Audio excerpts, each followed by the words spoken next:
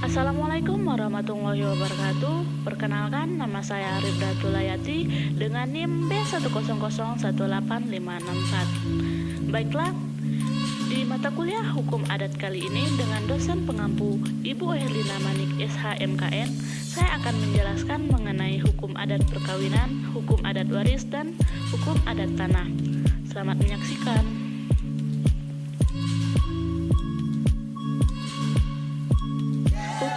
Perkawinan. Pengertian hukum adat perkawinan. Hukum adat perkawinan yaitu suatu sistem perkawinan yang hanya memperbolehkan seseorang melakukan perkawinan dengan seseorang dari suku keluarganya sendiri, atau sistem perkawinan yang mengharuskan seseorang melakukan perkawinan dengan seseorang dari luar suku keluarganya. Sistem perkawinan menurut hukum adat.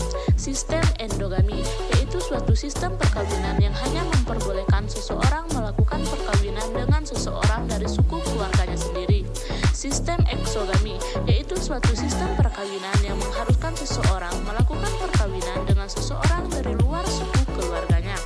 Sistem eutergami yaitu sistem perkawinan yang tidak mengenal larangan atau keharusan seperti halnya dalam sistem endogami atau eksogami. Asas perkawinan adat.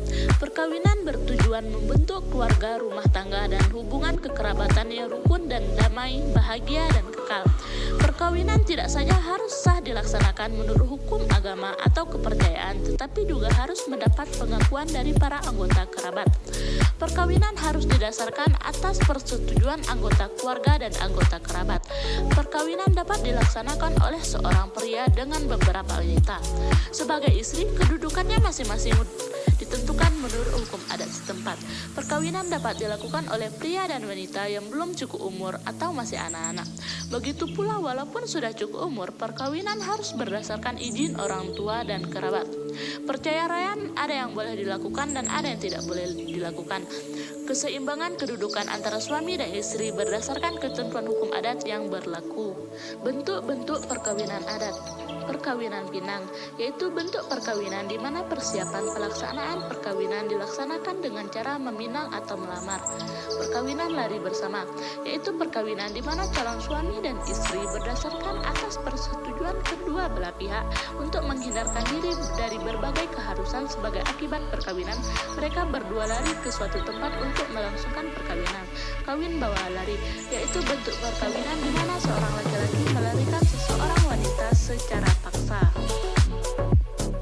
Selanjutnya, hukum adat waris. Pengertian hukum adat waris. Hukum adat waris adalah aturan-aturan hukum adat mengatur tentang bagaimana harta peninggalan atau harta warisan diteruskan atau dibagi dari para pewaris kepada waris dari generasi ke generasi berikutnya.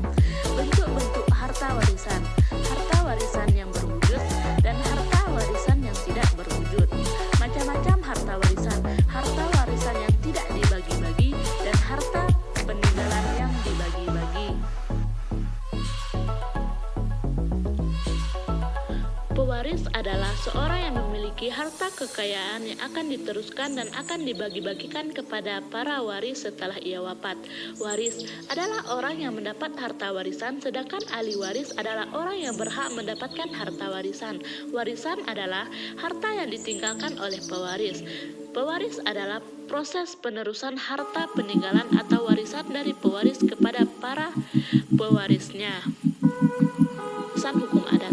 Sistem kewarisan individual adalah harta peninggalan dapat dibagi-bagi di antara ahli waris. Sistem kewarisan kolektif adalah harta peninggalan itu diwarisi oleh sekumpulan ahli waris yang bersama-sama merupakan semacam badan hukum untuk harta tersebut, disebut harta pusaka, tidak boleh dibagi-bagi. Sistem kewarisan mayorat adalah peninggalan diwariskan seluruhnya, sebagian besar sejumlah harta pokok dari satu keluarga pada seorang anak saja. Yang terakhir, hukum adat tanah. Tanah wilayah atau adat diartikan sebagai tanah bersama para warga masyarakat hukum adat yang bersangkutan. Hak penguasa atas tanah masyarakat hukum adat dikenal dengan hak wilayah. Pasal 18B ayat 2 Undang-Undang Dasar 1945 menyatakan negara mengakui dan menghormati kesatuan masyarakat hukum adat beserta hak-hak tradisionalnya.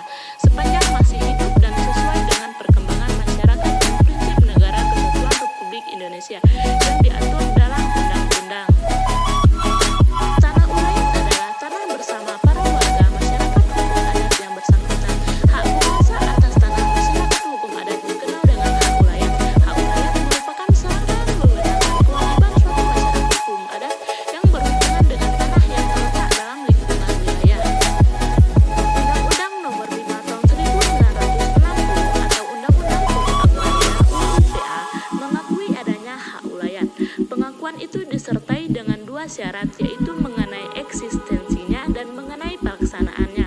Berdasarkan pasal 3 UU PA, hak ulayat diakui sepanjang menurut kenyataannya masih ada. Tanah ulayat tidak dapat dialihkan menjadi tanah hak milik apabila tanah ulayat tersebut menurut kenyataan masih ada. Misalnya dibuktikan dengan adanya masyarakat hukum adat bersangkutan atau kepala adat bersangkutan. Sekian dari saya. Wassalamualaikum warahmatullahi wabarakatuh.